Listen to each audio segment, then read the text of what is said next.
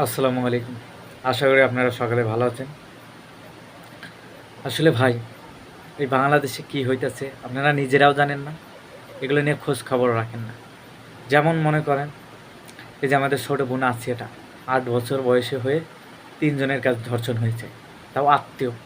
এটা কেমন একটা, আমরা মুসলিম জাতি হয়ে আমরা অপমান বোধ, লাঞ্ছনা বোধ হয়ে গেছি। আর তার সঙ্গে এই আসিয়া বোন নির্যাতিত হয়েছেই।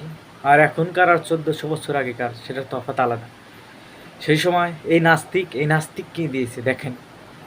এইটাকে মিলিত করে রসুল সাল্লামের মা আয়েশা রাদিয়াল্লাহু তাআলা আনহার কথা তুলে ধরেছেন যে তিনি ৯ বছর বয়সে বিবাহ করেছিলেন, তার কি অবস্থা হয়েছিল। এই নাস্তিককে আপনারা যেখানেই পাবেন, এর একমাত্র শাস্তি মৃত্যুদণ্ড। একে মৃত্যুদণ্ডই দিতে হবে। আমাদের রসুলের বিরুদ্ধে যে কথা বলবে অন্যায়, এটা একবারে অন্যায়, এটা আইনত অন্যায়। তার বেঁচে থাকার কোনো শখ নাই, তার বেঁচে থাকার কোনো অধিকার নাই। অথচ আমরা তাকে মৃত্যুদণ্ড দিতে হবে। আমি সরকারের সকল আইনি শৃঙ্খলাদের মনোযোগ আকর্ষণ করছি, আপনারা সকলেই এর আইনি পদক্ষেপ নেন। না হলে আমরা একে আমরা ছাড়ব না। যারা আমাদের রসুল সাল্লামকে নিয়ে কটূক্তি করবে, যার ইমানকে নিয়ে, যার ইজ্জতকে নিয়ে কথা বলছে, তাকে আমরা ছাড় দেব না।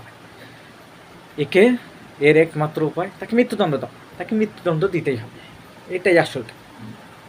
এটাই আমি আপনারা এই ভিডিওটা শেয়ার করুন, এই ছবিটা শেয়ার করুন, এই আইডিতে ঢোকেন। একে মৃত্যুদণ্ড দিতেই হবে। আপনারা এই ভিডিওটা শেয়ার করুন। আমার চ্যানেলে নতুন হয়ে থাকলে সাবস্ক্রাইব করুন আমার সাথে থাকার জন্য।